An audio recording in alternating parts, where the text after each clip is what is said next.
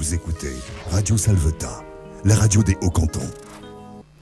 Bonjour à toutes et à tous. Nous avons le plaisir de recevoir aujourd'hui Pierre Clanet, chargé de mission culture et patrimoine pour la communauté de communes Mont-de-la-Cône et Montagne du Haut-Languedoc. Pierre Clanet, bonjour. Bonjour Agnès. Comment allez-vous? Très bien, vous aussi j'espère. Ah, très bien.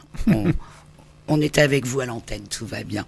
Alors, aujourd'hui, on va juste, dans un premier temps, faire un état des lieux de l'année qui vient de s'achever, si vous le voulez bien, de la saison culturelle. Avec grand plaisir. Quelle année? Quelle année? Quelle année? Quelle année, pleine de rebondissements. Pleine de rebondissements, pleine de premiers partenariats initiés, accentués et de belles réussites au titre, par exemple, de la scène nationale d'Albi-Tarn, oui, avec ses... plutôt de chez nous à chez eux, directement à Albi, on y viendra tout à l'heure. Ouais, c'est ça. Il y a un autre format qui se fera l'année prochaine. Mais ça, c'est déjà une très belle chose. On a initié des formats différents, des programmations, notamment le cycle Mémoire et Résistance, avec plusieurs spectacles qui ont très bien marché, au titre du grand public, le samedi soir, mais aussi des scolaires le vendredi. On a eu énormément de scolaires, des troisièmes en fait, du collège du Montalet, toutes les classes en fait. Ensuite, on a aussi notamment continué nos partenariats avec la scène de Baïsan, parce qu'on est aussi tourné vers l'Hérault, Béziers, exactement, et au même titre que le département de l'Hérault, pour son pendant le Tarn, ont été aussi de la partie avec une programmation itinérante sur nos communes côté Hérault, et évidemment notre propre programmation qu'on a tissée avec d'autres partenaires plutôt nationaux. On pense à la Cité de l'Espace avec ce festival d'astronomie cet été, ou par exemple aussi la DRAC avec qui on a beaucoup travaillé, ou encore la Direction des affaires culturelles pour les gens qui ne savent pas. C'est ça. C'est pas c'est pas très beau comme mot, mais c'est très important, et notamment pour déclencher de nouveaux programmes. Et j'en viens en fait à la microfolie. Ça y est, qu'on a moins initié l'année dernière, puisqu'en fait on a travaillé sur le programme, mais qui là va prendre son envol et a déjà d'ailleurs commencé à circuler, mais à partir de mars qui va vraiment aller dans les écoles du territoire, le collège, les EHPAD aussi, enfin bref, tous les lieux d'intérêt vont être visés par ce musée numérique, dont on va pouvoir bénéficier.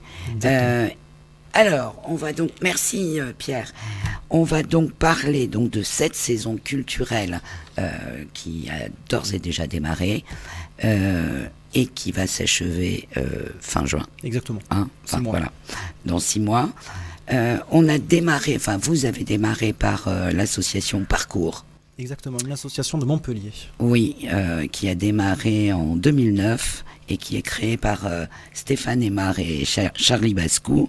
Donc c'est une association de freerun, un peu comme du Yamakasi pour ceux qui ne savent pas ce qu'est le freerun, et que l'on peut également appeler les traceurs. Exactement. Voilà, donc ce sont de jeunes gens qui vont s'approprier tous les lieux extérieurs, tous les éléments qui s'offrent à eux, et qui vont comme ça sauter de mur en mur, de toit en toit, enfin bon, un petit peu comme les Yamakasi.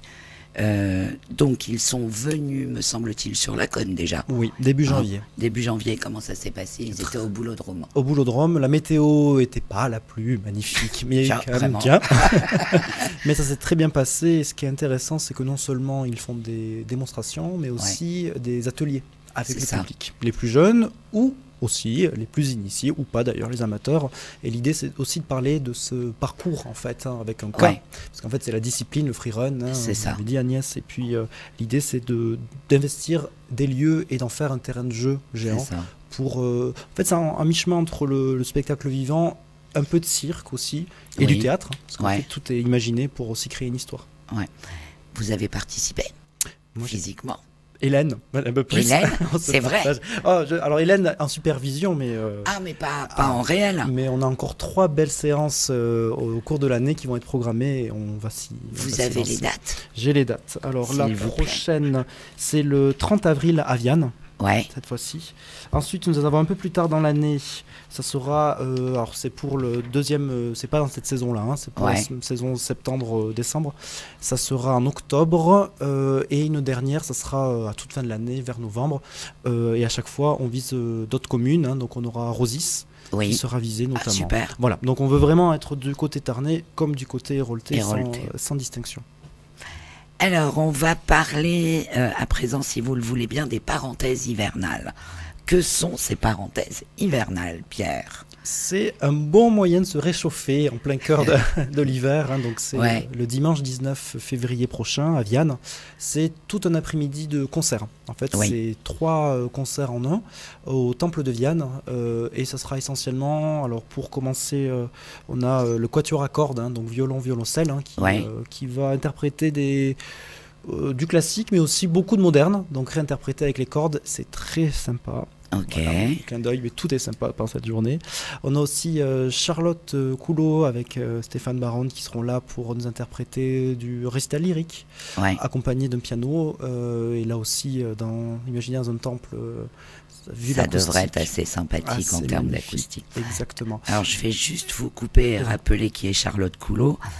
C'est donc une artiste, chanteuse, autrice, compositrice de formation lyrique, mais elle sévit également dans le jazz.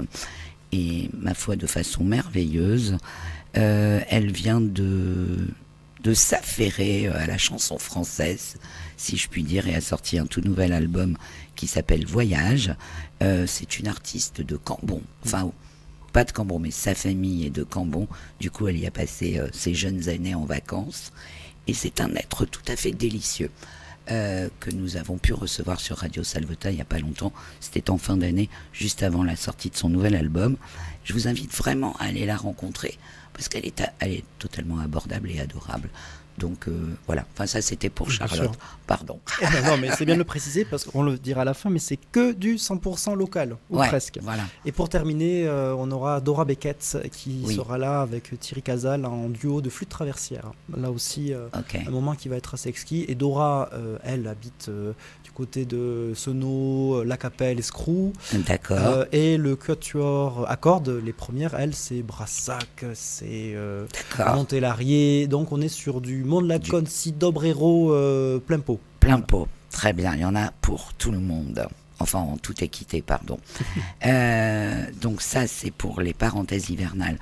J'imagine qu'on va faire une pause durant ces 4 heures. Qu'est-ce qui va se passer pendant cette pause? 3 concerts répartis avec des entractes où on pourra avoir des pauses gourmandes, évidemment, pour se réchauffer. Très bien. Rassasier avec grand plaisir. Très bien. C'est payant. Comment ça se passe? C'est payant. C'est payant. Oui. Alors 10 € les 3 concerts. Ouais, ça va. Ça va.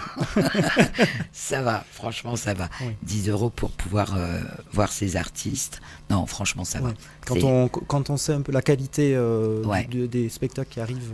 Pierre, est-ce que ça veut dire que pour bénéficier de 10 € pour 3 concerts, la communauté de communes a payé ses artistes malgré tout en amont?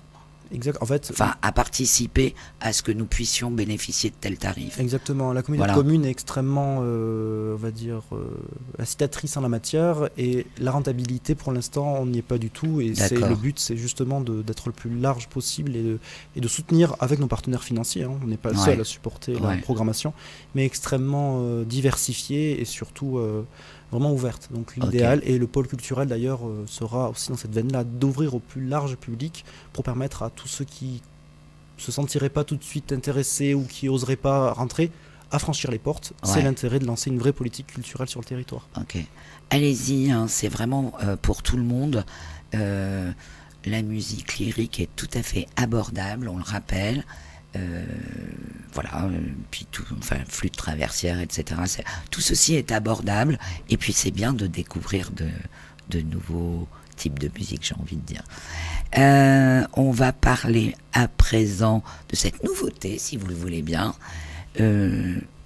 Nous rendions l'an passé à la scène nationale d'Elby.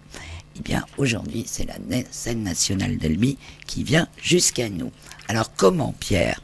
Comment ça va se passer? Alors, en fait, l'intérêt, c'est que le programme que nous lancions l'année dernière, c'était Ce soir, on bouge. Donc voilà, on a dit, nous allons à eux. Aujourd'hui, on fait l'effet inverse, même si on va continuer sans doute à la saison prochaine de faire des Ce soir, on bouge. Mais c'est eux qui vont venir à nous, et cette fois-ci, ça s'appelle en fait Au fil du Tarn. Donc c'est un programme porté par la scène nationale qui vise à en fait se rendre chez nous. Ça impose forcément d'avoir des salles un peu plus équipées et une politique culturelle un peu incitative. Et c'est parce qu'on fait ce travail depuis maintenant 2 ans que l'on peut se permettre de recevoir chez nous ce public-là et cette scène nationale. Donc des artistes qui sont en fait programmés Albi. À Albi qui vont atterrir chez nous. Et avoir une version. Alors, du coup, qui va être produit par la scène nationale d'Albi cette année? Et ça va se passer où d'ailleurs? Quelle salle va pouvoir les accueillir? Alors là, aujourd'hui, sachant que le pôle culturel n'est pas encore tout à fait prêt, il faut... De la Cône. De la Cône, tout à fait. Il faut l'équiper d'autres salles qui peuvent les accueillir, notamment pour l'instant la salle Saint-Michel à la Cône, qui est toute neuve aussi. D'accord. Et qui a l'équipement, en tout cas, qui peut être équipé pour recevoir ce type de spectacle. C'est en l'occurrence ce que nous allons faire le 22 avril, pour tant qu'il y aura des brebis. Voilà, ça porte bien son nom. D'accord, très bien. Donc, tant qu'il y aura des brebis, ça parle de quoi? C'est sur mesure, c'est du théâtre poétique, je dirais. Je ne dirai pas plus, parce que l'intérêt c'est aussi de découvrir, mais sur l'histoire agricole, sur du Tarn, de l'Hérault, bref. Ça devrait nous parler. Exactement, de nos beaux territoires. Tout ça joué avec beaucoup d'humour, beaucoup de poésie, et c'est un duo qui est assez génial et qui a très bien marché, parce que c'est un spectacle, ou alors il va être programmé, mais en tout cas qui est passé à Albi, et qui a fait salle comble. Très bien. Le deuxième spectacle? Alors, le deuxième spectacle, c'est le problème lapin. Le 14 mai. Le problème lapin. mais quel est ce nom? Quel est ce nom après les brebis, le lapin? Donc ça, c'est le 14 mai. C'est toujours à la salle Saint-Michel. À la Cône, là, on est obligé en attendant de vraiment trouver une salle qui équipe. Et là, c'est un peu comme le format d'Alexandre Astier avec sa conférence qu'il avait faite, l'exoconférence. C'est un seul en scène avec un modèle de conférence joué, théâtralisé. C'est un peu absurde, c'est très drôle, et c'est aussi un questionnement un peu plus large sur l'humanité. C'est très très bien fait. Donc ça nous amène à la réflexion quand même. Exactement. Tout en étant drôle. Très bien, nous allons à présent, si vous le voulez bien, passer au mois de juin. La fête de la musique donc. Qui sera un mois plein de fêtes de la musique. Exactement, un grand moment musical. Un grand moment musical. Donc on va pouvoir accueillir, si j'ai bien retenu ma leçon, l'école de musique de la Cône. Exactement. Qui va se produire par 3 reprises, c'est ça? Oui, c'est ça, en même temps avec le conservatoire aussi, qui vise à programmer le maximum de choses plutôt au début du mois de juin. Ok, donc ce sont des élèves de quel âge? C'est entre 6 et ados, il n'y a pas d'âge, mais c'est plutôt des plus petits. Et puis il y a une classe après aussi au collège qui vise aussi à programmer par le biais du conservatoire. D'accord. On va pouvoir retrouver Chab aussi en jazz. Oui, ça c'est très chouette, Chab et Manota. Donc là aussi pour nous réchauffer, des touches un peu jazz, un peu manouche, tout ça qui est mis en scène très joliment pendant un beau concert. Ok. Et les évadés? Alors, les évadés, je ne sais pas ce que c'est, pardon. Je n'ai pas trouvé sur Internet. Un petit binôme, un grand binôme en fait. Un grand binôme. Très lié au Conservatoire de musique et de danse du Tarn, puisqu'ils sont professeurs. Et l'idée, c'est qu'ils réinterprètent et chantent Brassens. D'accord. Donc, c'est un hommage à Brassens qui est fait. Une belle région, ça tombe bien. Et puis, l'idée, c'est aussi que derrière, ils puissent en même temps réinterpréter des mythes de la chanson française. Et puis, tous les deux se produire pour la semaine de la musique. Très bien. Après, il me semble que vous avez quand même une grande nouvelle qui est apparue sur Facebook hier, que l'on attendait tous. Juste un petit mot pour laisser la primeur à Daniel Vidal de nous en parler ultérieurement. Dites-nous-en un petit mot, s'il vous plaît. En fait, c'est une très belle opportunité, une belle rencontre déjà en fait avec l'association Arpège et Trémolo, qui est l'association organisatrice du festival Post-Guitare. Et Alain Navarro, Marine aussi, les co-directeurs nous ont rencontrés, sont tombés amoureux du territoire qu'ils connaissent très bien, avec l'idée de nous proposer une date pour un de leurs festivals qui existait déjà, qui était Un week-end avec elle. C'est un festival sœur, frère de post-guitare, mais un format qui existe déjà. Et de fil en aiguille, en discutant, on s'est dit que non seulement c'était intéressant de travailler ensemble, mais de le faire encore plus, c'est-à-dire de pourquoi pas imaginer carrément un nouveau petit frère de post-guitare, un nouveau petit frère d'un week-end avec elle, bref, un nouveau festival made in chez nous. Ouais, ça c'est magnifique, une merveilleuse idée. Voilà. Félicitations, vraiment. Moi, je n'attendais que ça. Mais ça va être... Et ce qui est assez génial, peut-être Agnès, pour préciser, c'est que tout le monde s'est mis autour de la table, l'ensemble des maires, l'ensemble des communes, et qu'il y a le besoin de créer un festival signature, quelque chose qui nous rassemble. De manière unanime, tout le monde se met autour de la table Et c'est très joli à voir et c'est comme ça commencent les belles histoires à mon avis. Et, bon, mon président parlera bien mieux que moi, mais en l'occurrence ça s'annonce très sympa. On va pas tout dévoiler, nous on en sait un peu plus, mais je suis désolée. Ok, qu'est-ce que j'aurais pu oublier, Pierre? Parce que j'en ai oublié, non? Beaucoup de petites surprises à droite et à gauche. Alors c'est dense, il y a et dense aussi dans les deux sens du terme, mais il y a plusieurs spectacles par mois. C'est quand même en attente de l'ouverture du pôle culturel qui se profile pour la fin de l'année, début l'année prochaine. Donc c'est officiel. Voilà, on annoncera une date beaucoup plus précise, mais bon, ça avance. Je sais que l'extérieur est fini, donc ça donne envie de voir l'intérieur. Il reste un peu à peaufiner, mais on se lance sur un rythme de croisière qui sera bien conservé, accentué au pôle culturel quand il va ouvrir, et surtout avec l'envie, on le répète, de non seulement avoir du spectacle à la Cône, mais de continuer à en faire partout, pour les 20 communes. Et ça, c'est pas parce que demain le pôle ouvre que ça changera. Absolument, très bien. Vous avez déjà démarré la programmation de juin à décembre, enfin de juillet à décembre? Oui. On en parle ou pas? On en parle, en fait, au moins pour un petit ricochet de ce qu'on fait cette saison pour la suivante. On initie, on a déjà commencé l'année dernière, mais vraiment des résidences d'artistes. Ça, c'est longues sur le territoire, et longues, c'est plus d'une semaine. En l'occurrence, en avril, on va le faire avec la compagnie Trace à Nage, avec le programme et le projet Balise. C'est comprendre son patrimoine, son environnement et écrire avec les habitants une histoire contée. Là aussi, c'est assez formidable. Ça, c'est à Nage du 7 au 15 avril prochain. Et je disais le pendant pour la saison prochaine, ce sera un peu ce format-là qui sera conservé chaque année. Une résidence, je dirais, de printemps, celle en avril, et une résidence d'automne en novembre. Et donc en novembre 2023, on va accueillir une super compagnie, les voisins du dessus qui sont de l'Hérault, qui sont formidables et qui vont travailler avec les scolaires, avec le collège, autour de l'enfant sauvage. Ah bah parfait. Parfait. Merci Pierre Clanet d'être venu nous parler de cette nouvelle saison, donc je le rappelle de janvier, enfin ça a déjà démarré, de janvier à fin juin. Qu'est-ce qu'on vous souhaite encore? Beaucoup de fêtes. On nous souhaite, on va tous se souhaiter ensemble. On va tous se souhaiter ensemble. Beaucoup de souhaits et de fêtes, et surtout oser aller franchir les portes, oser créer, oser faire. C'est le meilleur moyen d'écrire de belles histoires, et je crois qu'on a fait 2 ans qu'on nous regarde beaucoup.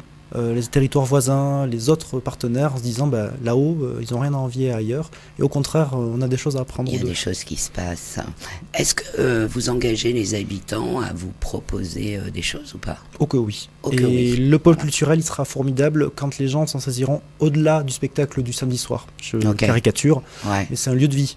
Très bien. Et ce lieu de vie, il faut qu'il soit vivant. Il faut qu'il soit vivant à toutes les heures, et pour tout le monde. Et c'est vraiment la volonté de tous les maires, du président et de la gestion générale du service, que d'en faire ce lieu de vie en fait. Ok.